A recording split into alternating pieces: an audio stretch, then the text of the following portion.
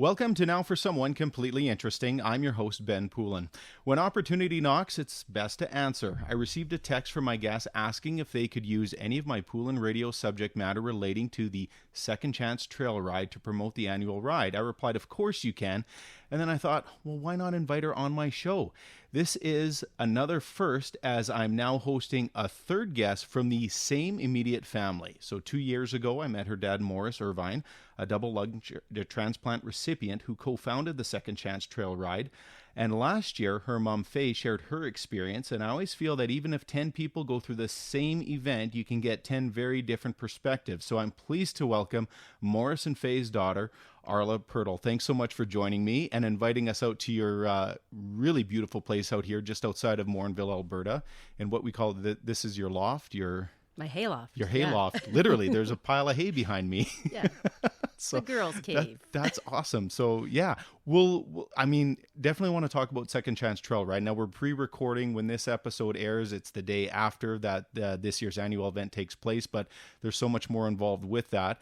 And I would like to obviously get, your perspective of, how you handled the situation with your dad, because that was a pretty significant event in your life. But then we want to get to know you first. There's a lot of other things here I think we're going to find really, really completely interesting here. So I just want to start off. So grew up not far from where I grew up to, which is lovely downtown LA. Right. As I like to call it, Limburg, Alberta. So tell me a little bit about growing up in such a neat little community like that. Sure. I actually like saying that I'm a valley girl because it's really the hamlet of Limburg is in a valley. Yeah. And I'm also a salt miner's daughter. Oh, wow. So I think they wrote a song about me. As you know, Dad worked at the salt plant. He talked about it for 35 years. Yeah. But yeah, he had actually 4 salt miner daughters, really. Yeah. And I'm the youngest of those 4, or 5th youngest of the 6. So there's 2 other boys. So we could do this annual podcast with your family for quite a few years now. That'd be awesome. Right.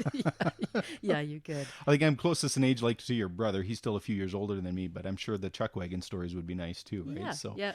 I like coming here. I see definitely the love of horses has carried over from where you grew up, because I know obviously with how your dad and your mom chose to I guess get the organ and tissue donation awareness platform raised was through the trail ride with horses and wagons and stuff like that. It's a nice afternoon. But tell me a little bit about growing up. Like, what were some of your favorite memories about being in Limburg? Yeah, it's funny you say that. Like you said earlier, it's small. There's I think maybe 12 houses. There used to be a post office when I lived there, but now the school was way before I went there. But close by too is the Riverview, so they also worked at the salt plant. Usually it's people who work at the salt plant live in these 2 little hamlets. Was Riverview like a rival town? Because one's on the north side of the highway, one's on the south side of the highway. That's right. And they had a view of the river. Right. We didn't. Yeah. But what we did have, and my fondest memory for sure, is horses right in our backyard. Right. Like, always right across the road was our horses in the backyard. So Dad always had a team, and we always had a couple of saddle horses to go with it. Dougie and I, like Dougie's my younger brother, I think that we were the main horse riders, but always there was a horse for everybody that we found through the neighbors or whatever. But yeah, horses definitely a big part of our life, and there's lots of stories that they tell us now that we didn't even realize we did, but they were every day for us. I mean, I can even talk about Dad thinking he was cool by wanting to pioneer and do some old time thrashing. Okay. Oh my gosh, it was horrible. I just think of those days. But the one thing Dougie and I always did was convince our friends from town to come out and help us. Oh, yeah. To share the work. This is what we did. But it wasn't work. It was an experience. Come on, you got to try this. Yeah, this is how they did it in the old days. Yeah, that's what they told us too. But looking back, I'm like, it was always a lot of work because we had to use the horses to do everything. Right. Which, yeah, there's faster, better, easier ways to do things, but we seem to always do it the old-fashioned way. Yep. And now, looking back, I'm so glad, but I remember in the time not liking it that much. Yeah. I would have thought, looking back, you must think that was kind of a neat experience because, I mean, Yes. nobody gets to do that. Nobody gets to do that. Nobody gets to stook bundles and watch the mice run from under them and load them onto the hay rack pulled by horses and, wait for your mom to bring the lunch to the field. Yeah. So we texted back and forth a little bit, and I said, of course, all my guests, I want you guys to be kind of in control of this. So you have to kind of give me a few little lead-ins and stuff, and you really wanted to talk about your job, and you're really excited about sharing some of that. So I guess tell me a little, you're with the government Alberta, and we talked about how you dropped into Morinville here. Why you settled in this area was because of the job, and there was a hint that did you say you jumped out of a plane? Yeah, I think that's how I got the job, actually. So, I can start with that. I went to school in Elk Point from kindergarten to grade 12. And the reason why I want to make mention of that is because one of my really good friends that I went to school with passed away and donated her organs. So we'll get back to that portion. Okay. It's absolutely my favorite story. Okay. But deciding to go to work, I needed something that was inside outside. I was very much an outside kind of person. And so I didn't want to be stuck in an office anywhere all of the time. And one of the things that Mr. Hellquist at the time was like the counselor. So he suggested I go into surveying or some sort of engineering, something like that. So I went to NAIT, took construction engineering. I loved it, but I knew that there was like a land evaluation. And so switched over to be an appraiser and assessor, did 1 year at NAIT and then took of business and then went to Lakeland College to get my appraisal and assessment. So from there, long story short, the group of us that went from Lakeland to jump out of a plane to go skydiving near Westlock, when we were coming back, the driver, who I didn't know very well, but he said, "This is where my dad works." And I'm like, "Oh, what is your dad?" And he said, "My dad's the chief assessor for Sturgeon County." So I'm like, "Oh my gosh." Like all of a sudden he was my best friend. Got an interview. The chief of Sturgeon County just said, "So you jumped out of a plane with my son?" And I'm like, "Yeah, I did." And I was hired for the summer. That summer turned into full-time work, and I was with Sturgeon County for almost 26 years. Right. So it's just recently that I went to the government of Alberta to be the manager of a major plants team. Okay. So, property tax assessor. Wow. I know, and nobody asks. After I say I'm the property tax assessor, they really don't care much past that. Well, okay, but I mean, because that's something we bitch about all the time is our taxes. So That's right. Tell me how that works for you. Like, is it your job that sets kind of the benchmark of what people should be? Well, paying? what we do is set the value of your property. Okay. But also, I think what the assessor does is make sure everybody pays their fair share. Right. Versus what they think is we're always trying to grab money. But our job is to make sure that we distribute the tax evenly and proportionately and fairly. Yeah. So that's more what we do. Good. I just wanted to give you the opportunity to set the record straight and make sure that you're not the bad guy. That's right. We're not. That's the income tax side of things. I want to say with a provincial election looming, I said the bad guys' names are painted all over the signs. That's right. No, some of them are good, I'm sure. We think, yeah. Okay, let's not get into that. Right. Okay. There was another thing. No, you mentioned how no this I didn't know is that you had a friend in school who donated organs. So now this is twofold experience here. So if we go back to episode 6, we had an episode with your dad, just explaining his journey with that. It became interesting after the fact because then we sat and had coffee after, because you can't go to your parents' house without having a coffee. No. And you used to have like a double burner, right? Well, yeah. And then your mom explained a lot of her side, which I found very interesting because I think that's often forgotten in these situations. So now here's your situation. So let's go twofold here. Let's talk about, when you learned about your dad having to go through this. How you're not there to help out. You're kind of, it's a bit of a drive away. You have a career. It's a business. How are you dealing with the situation for yourself? Yeah, good point. I am like 3 hours away. So luckily there's 5 other siblings, and I know that they did a whole lot more than I did to support and help. But when it all came down to them coming to Edmonton and for their appointments and what forth, and I'm the one that's here to take them to those appointments. So yeah, I think we all took our turns and we all helped out for sure. Yeah. Yeah. I don't, definitely it was cumbersome, but it all led up. Like I think it started, and I remember Dad carrying the little bag around. It was almost a nuisance. The little grandchildren were like pinching his cord because it was like in their way and so forth. Yeah. But yeah, he had to carry that little bag. One time he came here and he actually got on the horse, but that's somebody else holding the bag, then strapping it to him so he can ride down the road. We have a church like a mile and a half away. Right. So we always ride to the church and back. So that's what we kind of did, was ride to the church and back with no breath. Like he just doesn't have the energy. Yeah. The tank is almost out. It was just like, you got to worry about those things. Yeah. So yeah, leading up to that, when he got the call, Yeah. is like, it's still surreal. Like you just don't know if it's really going to work. Well, yeah, it's pretty major. And if it doesn't work, yeah. That's the end. And everybody right? knows that too. But you also didn't like watching him not do the things he loved. Yeah. Not having the energy to do the things he liked doing. Yeah, and I think my mom talked about that, right? Like we sold the boat, we sold the horses, we sold all this because he just didn't have a life anymore, really. So yeah, I think we were all thinking the same thing. However long it lasts, let him do whatever he can, kind of thing. Yeah. And I mean, even though like when I went last year, I did the podcast with your mom. He was outside with his right hand man there. I think it's your nephew Tyler. Yeah, he's always there. Yeah. Those two are inseparable, and it's just he was busy.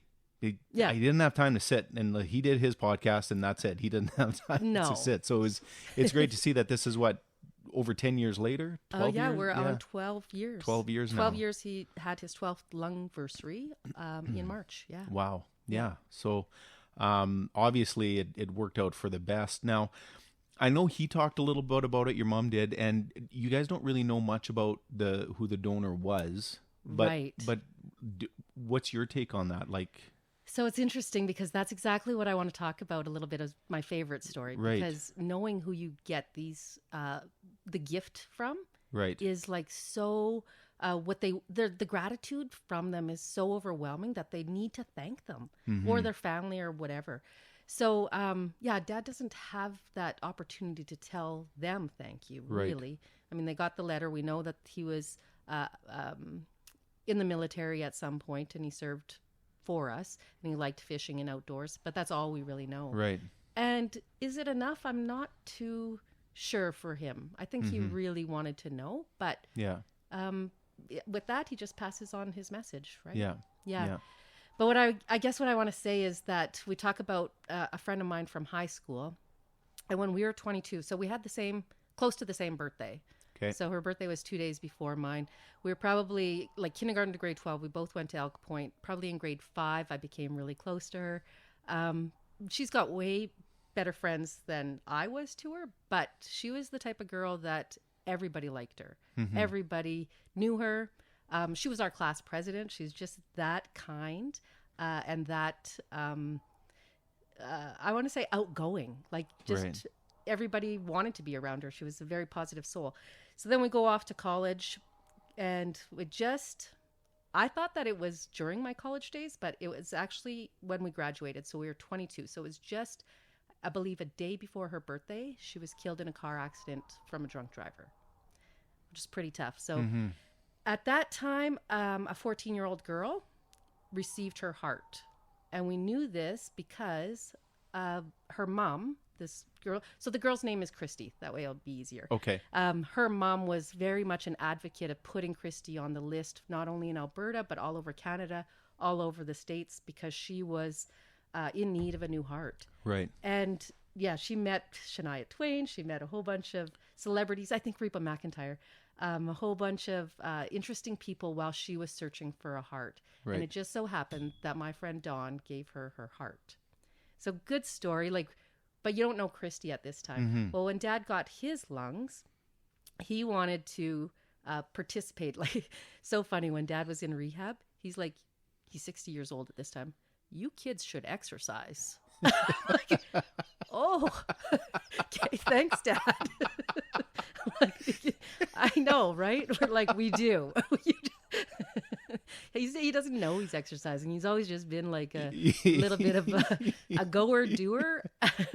but he's really never went to a gym in his life. Right. Yeah. But after getting his lungs, and even before, he had to do that 6 weeks before to be in the best shape ever to receive those lungs. Yeah. And then after also being in the gym. So he's like, you guys should all be in the gym all of the time. Yeah. Do you think so your dad would know your friend too who passed away? Yes. Right? Yeah. Do you think part of that is so he can't properly thank his donor's family, but do you think by being close to someone like that kind of provides that opportunity for him, and then also passing on with the second chance trail ride as well? Yeah, for sure. In fact, the couple, like the parents whose daughter passed away, spoke at I think it was like the second trail ride, right? Which they weren't, like they were very private people, but yeah, when we get to this story, so when Dad received his lungs, he wanted to participate in the transplant games, right? And that's why we had that first trail ride, was to raise enough funds to help Alberta host the transplant games, the World Transplant Games. So when we went to the transplant games, Dad did the 5-kilometer walk. He's never walked anywhere, but he was going to do this. And it was during the Calgary Stampede, which just makes it all that much more interesting. But the girl that was there was Christy, who received Don's heart, right? Who I had the opportunity from volunteering at the World Transplant Games to meet Christy at that time, which was so...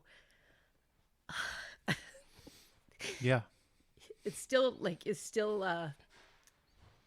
just a happy story. Like, it's neat to see this lady thriving. Yeah. From my friend's heart years later. Yeah. Like, this is now 20 years later. Well, maybe not that long. We're not that old. But yeah, it's just an amazing story. So I had the opportunity to meet Christy at that time, which Dad went on to win the gold medal of that 5 kilometers, which is important. What's interesting is Christy that day, she had twin girls when she was younger. And so those twin girls were the same age as my daughter. They both play ringette, so much in common. And Christy wrote a book about this because it's such an amazing story. And I was going to bring that up because you mentioned you're reading this book, and I was like, is that who it's about? This is who it's about. So yeah, I'm on page 396. If anybody ever wants to read Christy Thackeray's book on receiving a heart transplant. Okay. But of her twin daughters, one also received a heart because she had the same genetic heart defect or similar situation. Right. And so at I think 11 or 12, I can't remember. Shaylin was pretty young getting her heart. But anyways, mother-daughter both having a heart. And Cadence, my daughter, like just interacting like we were friends forever. It was like we were family instantly. Yeah. That's really amazing. Yeah. I mean, I don't want to say that's cool because you're talking about a tragedy, a family lost someone, but yeah. So it was easy to figure out because, like I said, Christy's mom had set out all those to try to put Christy on the list.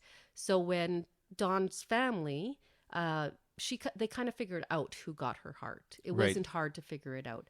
And so throughout those years before I met Christy, they had met once or twice. But after Christy and I met, I said, come on the trail ride. So she brings her husband and the 2 girls. And I have a wagon spot for her to go with Dad. But Don's mom and dad, Remy and Coral Tremblay, they're also driving a wagon on our trail ride. And it ended up that their whole family rode with Remy and Coral Tremblay all the way to Heinsberg, which was a longer trek than us going to Elk Point back then. And later that night, Coral and Remy stood up and talked about donating the organs of their daughter, which was just one of our inspirational stories for sure. Yeah.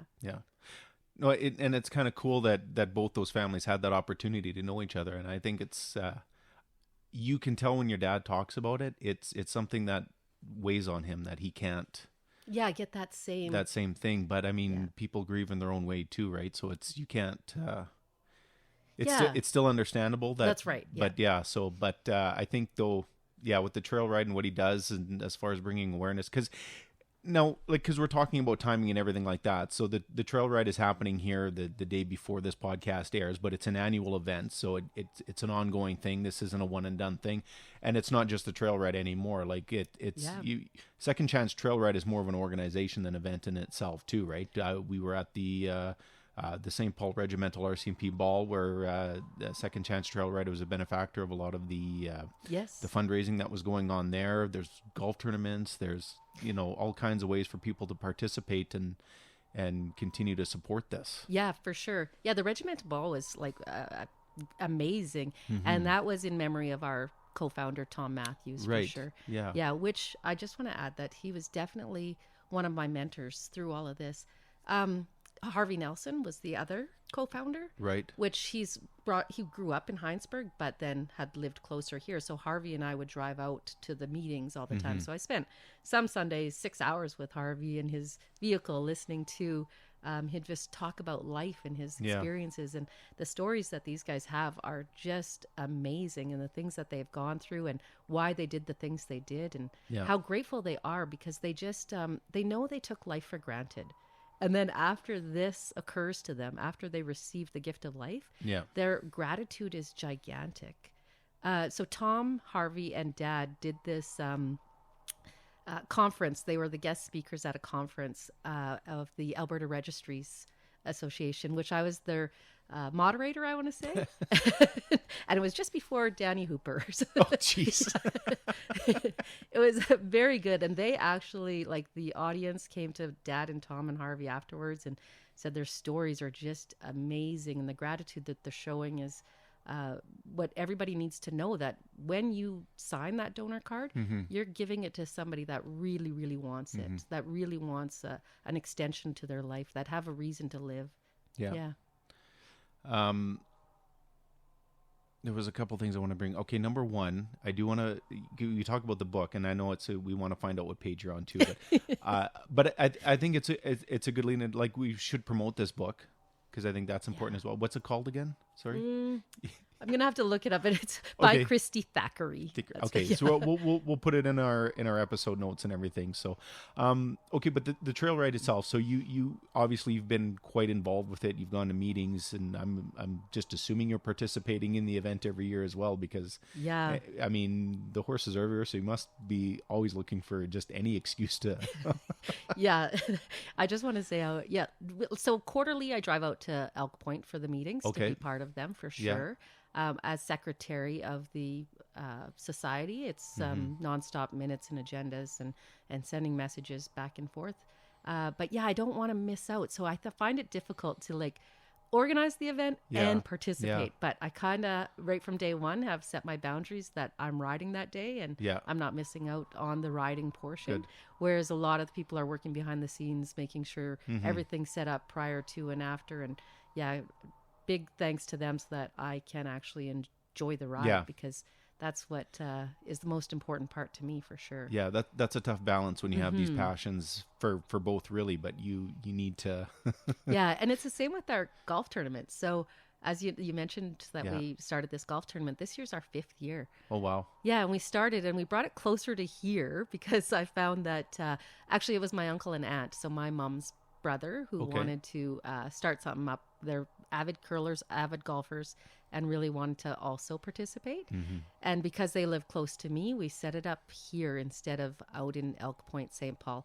And I think that we really have a lot of support from the Lakeland community. Yeah. It's tremendous, and we need to spread that word. So absolutely, that was the other reason why we decided let's bring it somewhere else. And it's one thing to talk about it, but to actually meet the people. So when people like your dad are showing up at the events and stuff like that, and people can talk to him and actually really get a sense of what they've gone through and how they've evolved from who they were. Yeah. Really. Like it's very life-changing, you can tell. Oh, yeah.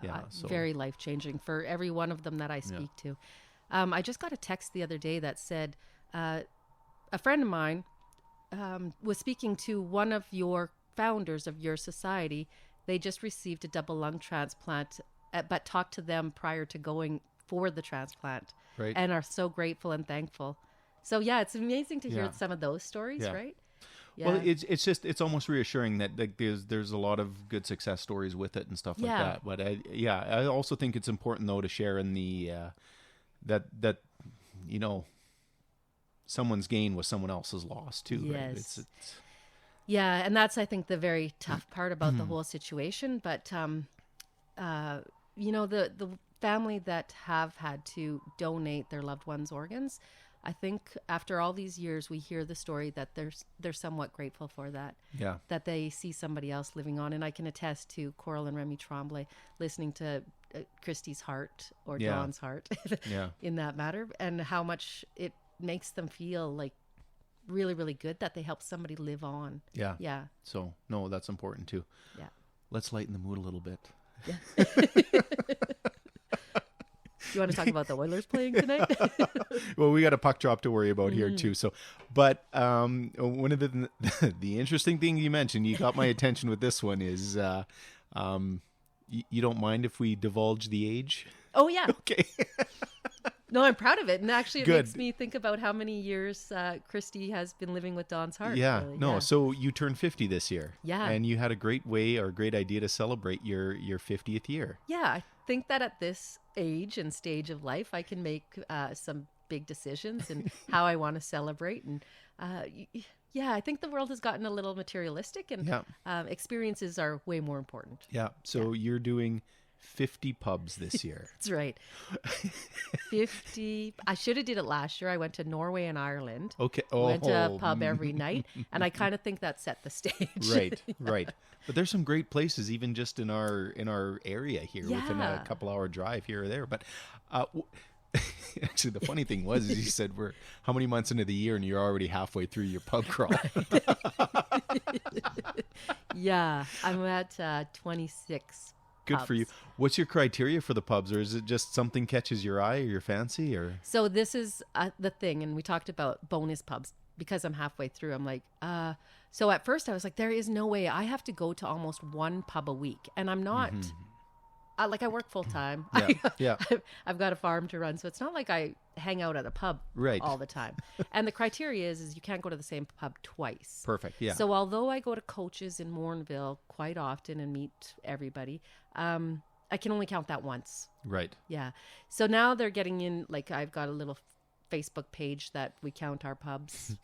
And some of them are like, you already went to BP's, but I went to BP's in Ontario. So then I come back to Morinville and they're like, nope, you already did BP's. So it's going to get tough. Okay. So location isn't a loophole then. Right. It's So it's if more the name. If it's a franchise, anywhere in Canada counts as one. Okay. Yeah. Gotcha. Or wherever you may find a BP's, I guess. Yeah. That's cool. I think, lucky for me, my daughter was playing AA ringette, and she has played in a number of different places. Like we just got back from Regina a couple weeks ago. So Regina, of course, I'm not working. I have a few options to go to a couple of pubs. So yeah, I took a couple of those opportunities. I'm stealing your idea, and I'm doing it every year. I'm looking at my wife, who's shaking her head right now, sitting off to the side. No, every year. But yeah. Well, no. I mean, I'm going to start with my age, right? So this year's 43. Next year's going to be 44. Let's just roll with it. Why not? Be easy.